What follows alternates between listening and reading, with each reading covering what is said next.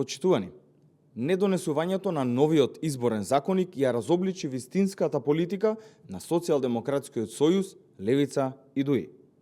Проблемот на ова трио е што не можат да поднесат уште еден реформски успех на Македонија, затоа блокираат кога имаат можност.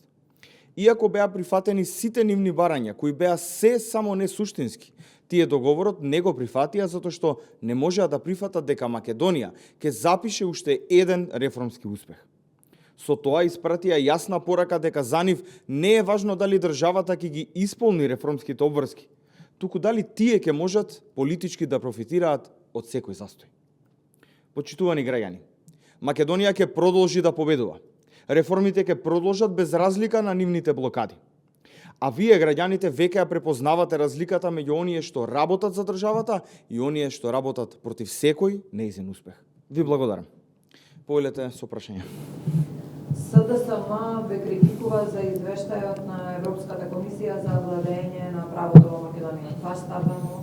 Благодарам на прашањето. Социјалдемократскиот сојуз всушност бара повеќе пари за судиите на Зоран Заев и на Венко Филипче. Пари без резултати. Така ги штитат тие кои што никогаш не испорачуваат правда. Кога ќе има ефикасност, тогаш ќе има и повеќе пари за судиите и обвинителите. Благодарам.